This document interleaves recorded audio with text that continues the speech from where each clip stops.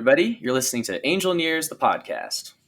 Angel Nears is a Silicon Valley community for startup builders where experienced operators share their firsthand knowledge on how to build and scale startups. I'm your host, Oleg Kujakov, and our guest today is Benjy Weinberger, a tech industry leader with over 20 years of experience at Google, Twitter, Foursquare, and Checkpoint.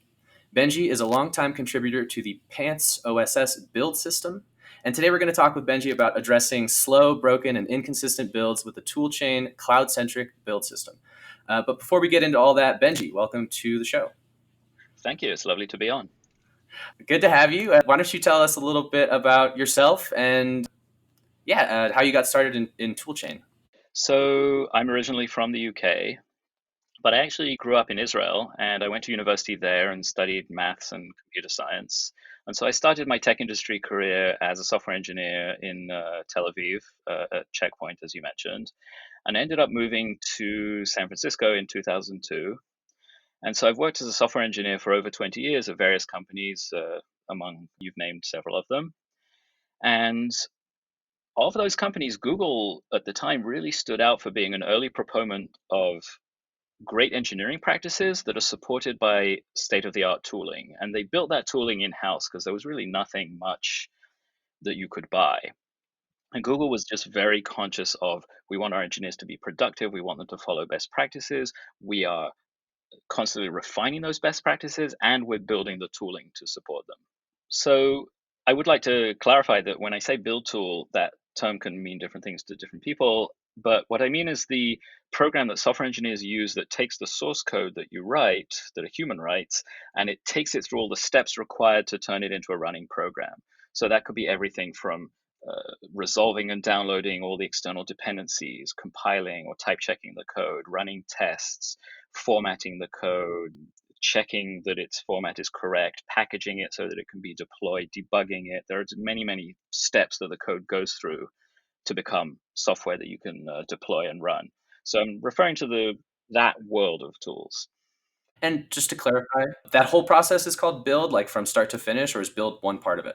That whole process is what I'm referring to as build. It's a loose term. Other people might include certain things in it or exclude certain things from it, but that's roughly what I mean when I use the phrase build process or build tool or build system.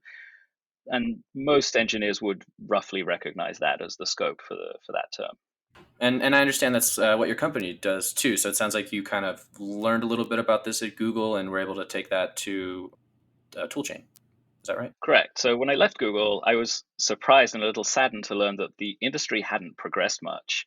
And so I left Google and went back to this world of having to work with fairly mediocre hack together tooling and with all of the sort of negative impact that had on both your practice and your productivity. My next role up was at Twitter, where I met another engineer, John Sirois, who is now my co-founder, who had also worked at Google, although I didn't know him at the time there. And he was also, like me, frustrated by the lack of generally available sort of high quality build tooling. And he was working on this internal build tool at Twitter called Pants, which you've mentioned, at the time with a focus on the Scala programming language, which was used very widely at Twitter. And I connected with him and we made a few contributions to Pants together to implement some features that I needed. Can you talk about Pants? I'm just curious what that is. I know I read it off and I should be prepared, but what is the Pants system? So Pants was it's an open source project that John had started at Twitter. And after Twitter, I went to Foursquare. Foursquare had a similar set of build challenges, also in Scala.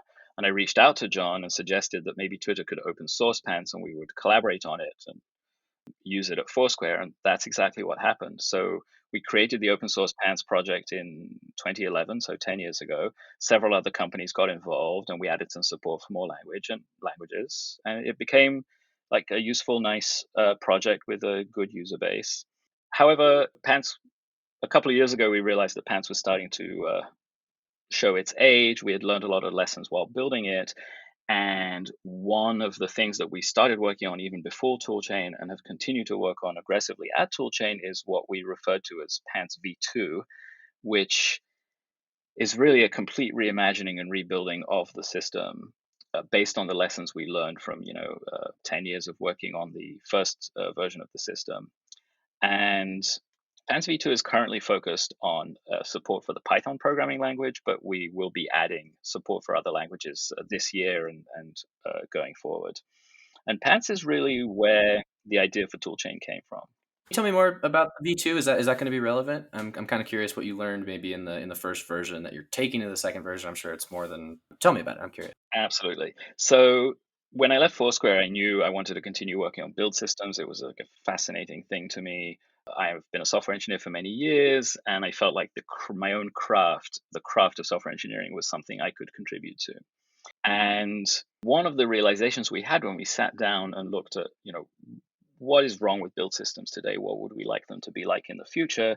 And a big part of it was that systems, including Pants v1 to a large degree, were very focused on running on your desktop. They run on the local machine that the engineer initiates the build on. That could be your laptop, it could be maybe a continuous integration machine, but it's still very local machine centric. It's very focused on looking at state that's spread across the file system on those machines. And we realized that what we really want is a system that can take your work, the build work that needs to be done, break it down into many thousands potentially of very small tasks. And each of those tasks can be so completely described in terms of its inputs and its actions that you can, first of all, cache them. So, if there are thousands of tasks that need to be done, but all but a few hundred of them have already been done in the past with the exact same inputs, then you can just skip doing them because you've cached the outputs. And then of the remaining tasks, instead of having to run them sequentially because you cannot reason about which one might depend on side effects of the other one, you can run many of them concurrently because you can actually do the analysis to say these tasks don't depend on these other tasks, so we can run them all together. And then finally, and this is one of the hardest and most interesting things, is in many cases you can run this work remotely in the cloud. So instead of being confined to whatever 8 cores on your laptop, you might be able to run on many, many hundreds of cores in a cluster. And so that was kind of the insight. And that insight drove both the design of Pants v2, which is the client component of all this and is open source, and the design of our proprietary systems at Toolchain, which are the server side of this, which receive those requests and for caching and remote execution and so on. So you've been kind of involved with this idea for a long time, and it sounds like you've worked on this open source project pretty hands-on intuitively. How would you describe it? Yes, I've been a lead contributor to Pants for 10 years now. So I was very involved in the development of the V1 system and in the design and the implementation of the V2 system.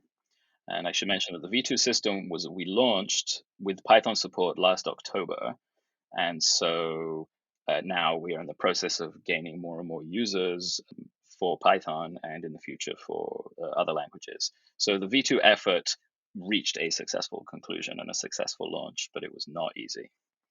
And so now I understand that the Pants OSS system, how does it tie into Toolchain? Can you tell me about starting your company?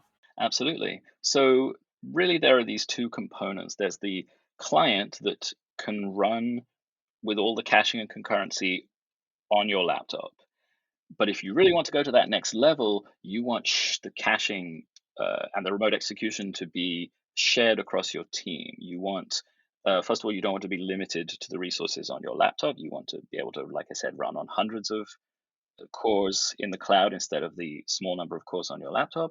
But you also want to be sharing that cached work across your team. So a very typical workflow is I write some code, make some changes, run some tests, compile the code if it needs to be compiled, um, if it's a compiled language, and so on. Then I push the changes to the code repository, let's say GitHub, and then my coworkers pull that code down. Now they, in order to establish a baseline, have to rerun all the work that I did. And if I've already cached it, they get that work for free. So there were really the two components here. Pants is very useful in its own right as a local desktop-based build tool. It becomes dramatically more useful if you can connect it to a cluster. And so that's a very obvious distinction between what is open source and what is a service. And the company exists to provide the service, but of course, we also do a ton of development on Pants itself because it is so strategic for us. That's really interesting. So you talked about how this is useful, and I believe you the way you've described this build system. Can you talk more about what kind of programming projects this is going to be useful, that this is useful for today, that this might be useful for in the future? Because something like this, I probably don't need it to run Hello World in Python on my local machine, right? So what kind of projects do you see, or what kind of users do you have? Who are your chief evangelists? Who's really into this kind of system? Great question. So, as I mentioned, our initial support is for Python, and although we are looking at other languages down the road, and in Python, we've identified there are three kind of big buckets of Python usage. One is data science, which is growing very rapidly. Python has become the language of choice for a lot of data science and machine learning, and that alone is contributing a huge amount to the growth of the popularity of Python. I think sometime last year or maybe the year before, Python overtook Java to become the second most actively developed language. So Python popularity is exploding, and data science is a big driver of that. And then the other buckets of Python usage, and again, this is very rough, are Python is very popular for DevOps uses, and it is very popular more generally for building web services and systems thanks to really robust frameworks like Flask and Django. So where Pants really shines is when you have a code base that is growing, even if it's small now, but you anticipate that it will grow.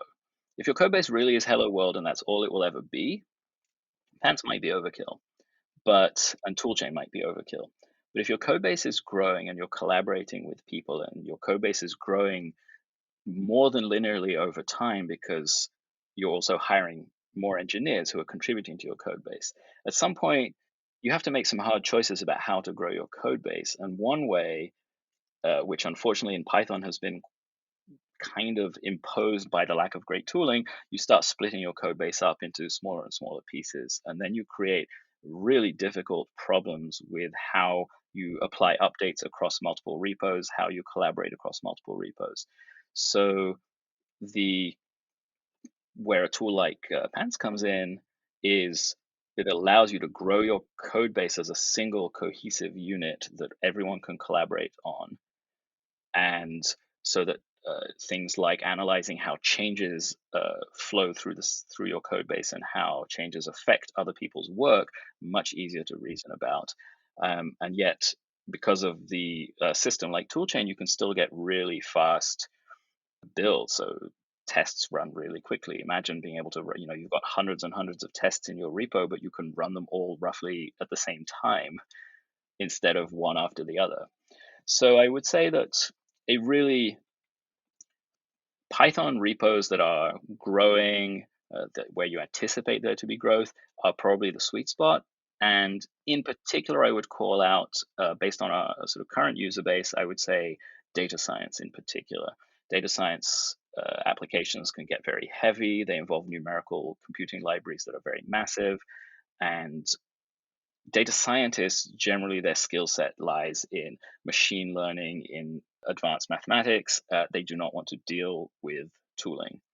And we can provide a very sort of robust solution to that problem for them.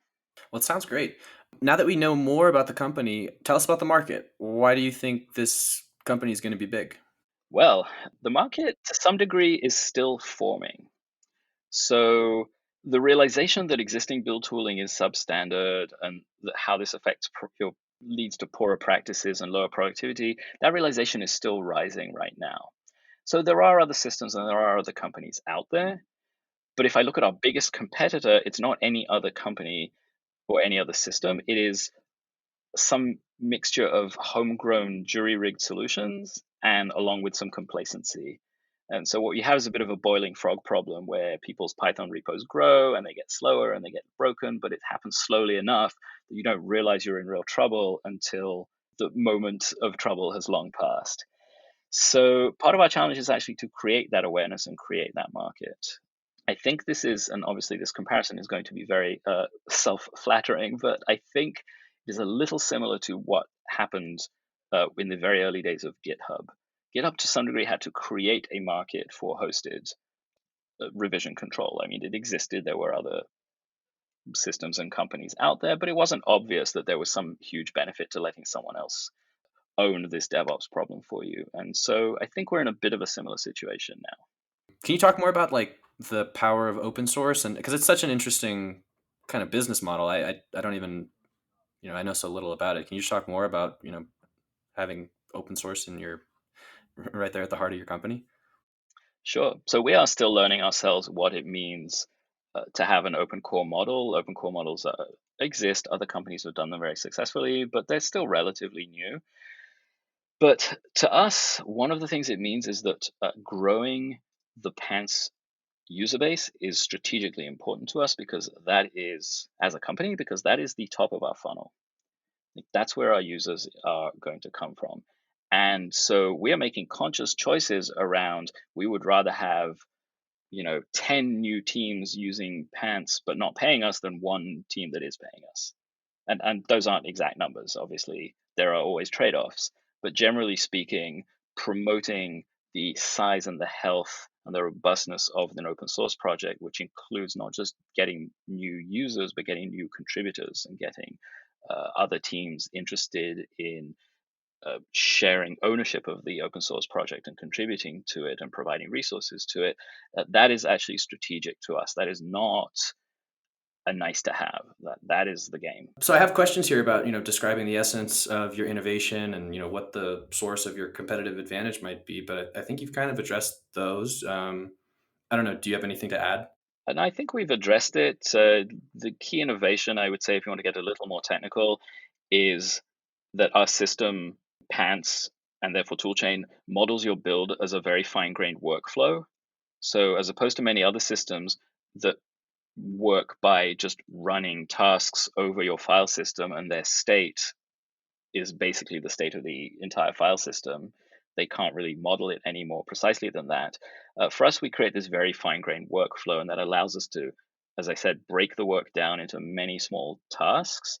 And each task, to each of one of those tiny tasks, we can apply questions like, has this been cached? Does this need to run at all? Have any of its inputs changed?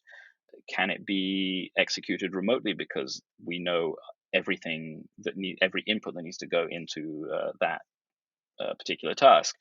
So the technical innovation really is this thing in Pants called which we unimaginatively refer to as the V2 engine, which is written in Rust. And so the V2, no, that, yeah, we are really bad at puns. So the V2 engine is written in Rust, and it is the thing that looks at your build work and breaks it down into these tiny pieces and then figures out how to execute them. But one important thing to add, I would say, is that Pants is very easy to extend. We learned early on that almost every organization has custom build steps. It could be custom code generator or custom linting or just various custom steps that organizations have. And so making the system extensible is not a negotiable requirement, it is an absolute must. And one of the things we've achieved here is allow you to extend the system and add your own build logic without you having to think about things like concurrency and caching and remote execution. They just fall out of the design of the API. So as you extend the system, your custom build steps enjoy the exact same caching and remote execution benefits as the core code does. Why do you think the timing's right? I think it might be because these tools have kind of been around a little bit. It sounds like at Google, and you were seeing them used. So things take a while to get popularized. Why do you think has it something changed with the technology landscape with platforms today with customers that now's the timing? Now the time is right, or can why is now the right time for your business? I think there's a few things converging. So one is that software builds have just gotten more complicated over the last 10, 15 years or so. One reason for that is there are a lot more layer of abstraction than there used to be. People are using more frameworks, containers, VMs, languages have gotten more complex. And so there's just a lot more layers between the source code and the bare metal program that runs. And so that process of translation of code to software has just become more opaque. Then there's the explosion of open source. So almost no code bases today are completely self-contained. Typically, a code base at a company or a team or of an individual is like the tiny visible tip of an iceberg, and they're sitting on this giant stack of open source libraries. And then the problem of figuring out sort of how to resolve all the transitive dependencies of all these libraries is becoming a more and more complex problem. Then you have the popularity of things like microservices, where you say, I want one code base with a lot of shared code, but I want to deploy lots of different microservices that all use different parts of the code base. And so that requires a lot of dependency tracking that today's tools don't handle very well. And then there's also just the ongoing trend of software development is becoming more democratic. There's been this proliferation of boot camps and online courses, and there are far more people with non-traditional training paths and who are now working as software developers. And so you want the tooling to support people who really want to focus on doing the work and not going under the covers. So build tools just haven't really kept up with these trends, and we feel like a lot of those trends are converging on making more and more people held back by the lack of great tools. And then I think the other trend is that I've already mentioned is just the really inspiring and rapid growth in the use of Python. So, and particularly with data science and machine learning. So it used to be there's been a sort of truism for a while in the industry that every company is a software company, and that is true. But now increasingly every company is a data science company. So there are data science teams popping up at sort of pretty much, every Fortune 500 company. It is no longer a Silicon Valley thing. And so if you're the data science team at, pick a non-tech Fortune 500 company of your choice, you don't have the capacity to build your own tools. You want to use as much as possible off-the-shelf tools that make your life easier. So I think that is why now is an interesting time to be in this space. Yeah, it's really interesting to hear you kind of talk through that. It makes a lot of sense, and I do think kind of what you said about the translation of code and code being translatable. It is a beautiful thing, and yeah, we'll kind of see where it goes. What are some of the key milestones that you've achieved along your journey, and where do you stand today at Toolchain? The biggest milestone we've achieved is one I've already mentioned, which was the release of Pants 2.0 last October. And that was like the culmination of a multi-year effort by many engineers across multiple organizations, to take those lessons we learned from from Pants V1 and apply them to really a brand new system. The V1 and V2 share very little code, and that was a lot. That was a considerable feat of engineering, though I say so myself. But I'm very proud of it. It is, we built a really robust, extensible system with some really great features, and users really love it. So that was a really big milestone on the open source side. On the sort of company side, I think we've raised 2 rounds of financing with some really great investors, and so those were really big milestones. And now we're looking towards our next milestone, which is, we have capital, we have a product, and we have some happy users. And our next milestones involve getting a lot more happy users, some of whom will be paying us to break out of their laptops and run their build work in the cloud.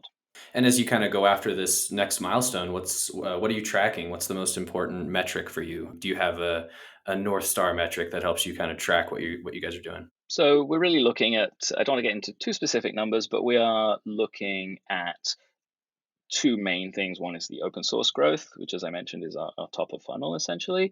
And then how well do we understand our ability to convert down that funnel to paying users? So I mentioned earlier, we would rather have 10 teams using Pants without paying us than 1 team using Pants and paying us. And that's half true. There are obviously, as I mentioned earlier, trade offs, but the main thing for now is are we understanding the physics, if you will, of converting users down that funnel? Hmm. Yeah, trying to understand, the steps that occurred along the way and how you can best recreate those. Yes. So which teams, what can we learn about which teams are more likely versus less likely to want what tool chain is selling? And can you maybe talk about some of the challenges of doing that for an open source platform? Can I call it an open source platform? Yes, it is an open core platform. So Pants itself is open source and it's the core of our technology. And then there's the service around that. So I've been referring to it as open core. Can you talk about maybe the challenges of having that kind of top of the funnel versus, a traditional, or even just a traditional SaaS company? Yeah, I mean, I don't know that much about traditional SaaS companies, to be honest. So this is my first venture. One of the things the approach we have taken at least is that our growth is coming from developer relations and not through, say, traditional marketing or business development. Like we believe that our customers and our users are software engineers. Generally speaking, that community, for better or worse, is very much a show me the benefit. And I see your point about GitHub a little bit clearer now, and being similar to that, because I think your customers are your users, or at least that's what it looks like, right?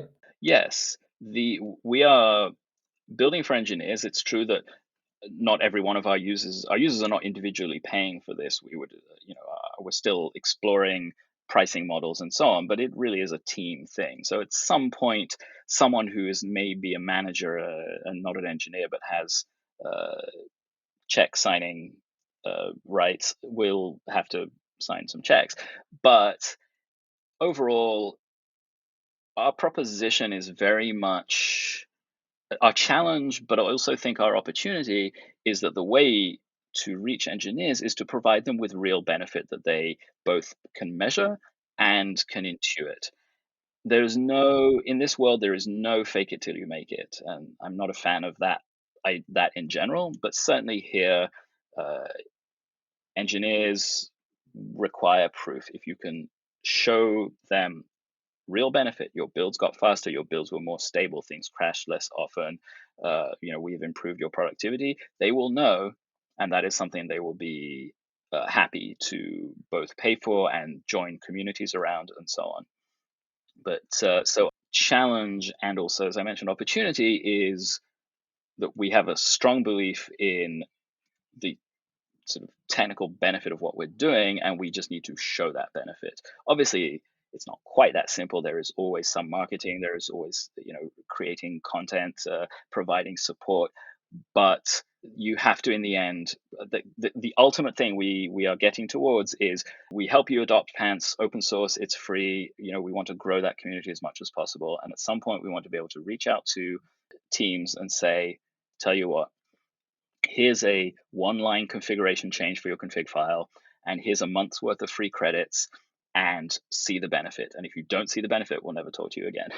Can you keep talking about the benefits of this? Because like, I'm trying to understand it myself, and I think it sounds great. It sounds like it could be a huge time saver, right? And energy saver, because if you have clean environments to test things in, that's great, right? We want to test all our changes. And also if we can test rapidly and we can test in parallel, it sounds like, if we can break down those big tests and do them kind of piece by piece, piecemeal it, then it sounds like a huge time saver. But that also feels kind of shallow in a good way. Is there anything deeper that this does to kind of for teams maybe?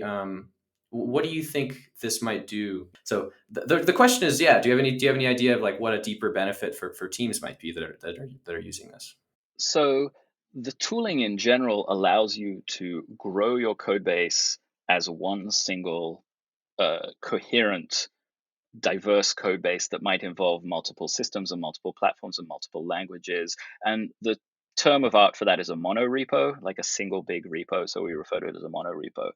And there are various advantages to having a monorepo. I have a whole talk about this that I give sometimes. But one of the big advantages is that having a single sort of shared code base allows for much better sharing of code and sharing of effort. So it keeps your engineering team unified around a sort of common work and a common goal. And there are companies out there that have gone, that I've seen that have gone with a very different model where basically they just keep splitting their code base and splitting their code base. And like this company, you might have hundreds of engineers and also hundreds of repos. And you end up with this sort of balkanized code base, which leads to a balkanized team where people are not working cooperatively because there is no shared set of information for them to cooperate on. So that is a benefit you can get with adopting a tool like Pants. Then something like Toolchain comes on and says, look how much faster we can make this. And then the other benefit of Toolchain, which I have not mentioned yet, is what we are also building is a modern browser-based user interface around not just your builds, but your whole team's builds. And that includes things like analytics, so you can see where things are fast and where they're slow, where they're okay and where they're broken. Build tools today, really almost without exception, the interface is through a terminal window. So you type commands in a console on the command line, and a wall of text gets spat out at you as the system runs. And that's been that way since the 1970s, pretty much. And that really hasn't changed. But we're 2021 now. We have browsers. We have web interfaces. And if you think again about what GitHub did to Git, it used to be before GitHub that's how your primary way of interfacing with your revision control system was by typing in command line commands. And GitHub said, there's a much better way. Look at this beautiful UI we've built. And so the other big benefit is we're now deep into the 21st century. We should have interfaces that look like it. Yeah, agreed. Talk about reaching your customers to deliver your value prop. It sounds like you do have great value. Well, we're still working on that. So until recently, we were very much in R&D mode, and our users were all inbound. They found us through, they found the Pants project predominantly through web search or through word of mouth. And we have a lot of documentation, and we invite people to join the project on Slack. And so that is mostly how we reached users. Now, that kind of big R&D phase is over, and now we're much more focused on what is our outbound strategy. And as I mentioned, that is predominantly through developer relations. We're still figuring out what that means beyond that slogan, but we've recently hired a head of developer relations, and we're working together on, how do we look at the existing community and grow it dramatically based on really providing value. So yeah, we're still working on how do we reach our customers in an outbound fashion. Mhm. And I'm sure the revenue part is also side by side along with those conversations. How are you thinking about generating profit today or in the future? So as I mentioned, I think once we have a team using Pants, it is I don't like to use the word easy because nothing is easy, but it is straightforward to say, here's a small config change and here's some free credits, and watch your builds get magic, go from like 20 minutes to 2 minutes. And, if we can provide that experience, they will not be enthusiastic about going back to the slow builds.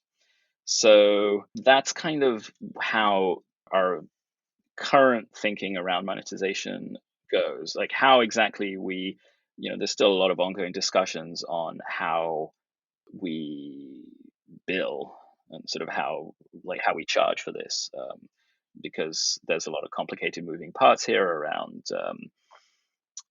how much what resources a particular team is using. Probably we will have to meter the resource usage, the CPU and memory and network, and storage, because if you charge like a sort of a seat license, no matter how you price it, someone will find a way to arbitrage that and mine Bitcoin on your servers. Yeah. Pricing sounds challenging. And yeah, nothing's easy, but maybe customers are enthusiastic about continuing business once they've seen the value. Yes. We are very diligent about providing a lot of personal assistance to users that find us on Slack and elsewhere. We are very, very quick to respond to user questions. We take user suggestions, we take user bug reports, we apply them very quickly. Even though toolchain is sort of the dominant force in the Pants community right now, but it is a community, and other users get to vote on kind of the direction of the project and how they would prioritize various features and development priorities. So we're just one player among many, albeit a very important one. So that's kind of being very personal and one-on-one, and helping the community grow through everything from helping with documentation to pair programming has been really big for us. Can you talk more about the competition you have out there, and maybe what kind of models they're using to generate revenue? Is it similar? Do you see your competitors doing similar things, or what do you see out there? It's fairly similar. So, in terms of open source, as I mentioned, the single biggest category of competitor is like homegrown systems and complacency. So, but if you look at specific names beyond that, then one system that comes to mind for a lot of people is Bazel, which is an open source version of Google's internal tool that is out there. And now Google themselves do not appear to be invested in providing services around Bazel. It's an open source project, such as it is. A lot of people use it, but Google had some experimental remote build product that they shut down. There are a few other companies there providing this kind of service for Bazel users. I don't know a ton about them because we're in very different communities, but they do appear to be similar to us in some of their approaches, at least. Okay. And I guess last question here for me, biggest challenges that you still need to address as a company? Oh, so many. I think the biggest is one we've talked about quite a bit, which is growing the pants community dramatically. Like, basically, our goal is for this to become the de facto standard build system for Python, because there isn't one today. And while we're doing that, to also introduce support for other languages, probably Java and Scala first, although um, that also depends on what the community wants to see.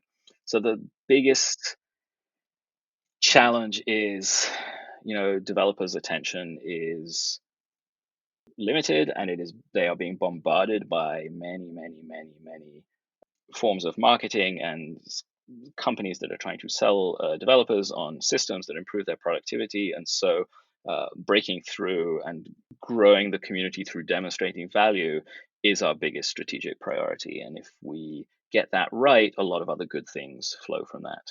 What can you tell me about the strategy? You don't have to share everything, but I'm sure it's more than like throwing together a webinar or something.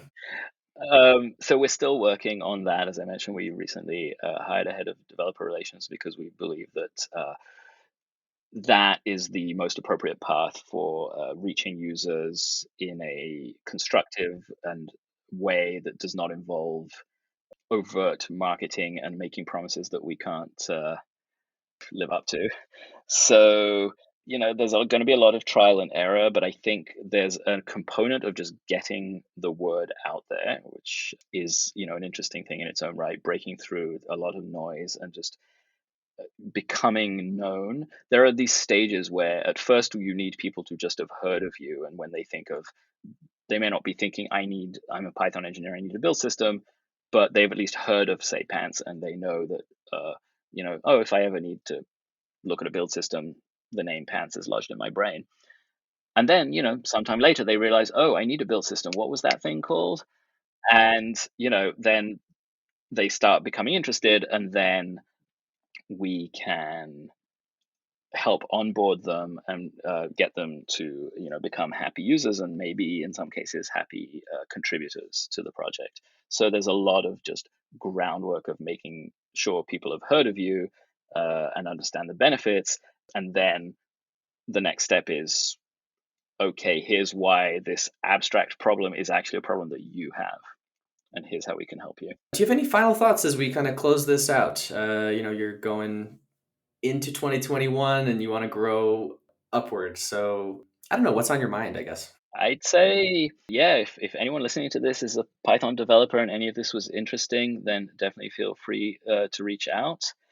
Hopefully, we can put some contact information in the episode notes. But more generally, I would say that this whole area of developer tools and developer productivity is really undergoing a big boom right now. And there's a lot of fascinating work to do. And a lot of it is technically challenging. And as I mentioned, like there's no fake it till you make it in this space. But if you are an engineer or any other tech professional and you are eager to solve hard technical problems, this is a really interesting and fun space to be in. I imagine any developer worth their salt can probably find toolchain and pants by going to the Google search bar and plopping those keywords in there. What's the best way to reach you for the listeners? Sure. So I'm at Benjy W on Twitter, BenJyW. Mhm. Yeah, it's slightly unconventional spelling. Also, you can find the Pants Build project is at Pants Build, one word, and Mhm. Toolchain is at Toolchain Labs. All right, we're gonna end it there. If you liked our show, thank you, because I was exhausted the whole time, and I didn't think I'd make it through after this long day of skiing, but we did it, and I'm stoked. Benji, this was awesome, and to be honest, I'm gonna be looking into pants myself. Didn't think, I didn't know much about build environments before we did this, but now I think it'll be very much something I'm talking about in my next company meeting. So thank you for joining. Thank you for sharing. If you liked, please give us a like wherever you listen to your podcasts. And Benji, again, thanks for joining. I appreciate you sharing your time, and let's get you back on here someday. Thanks for having me on. Anytime.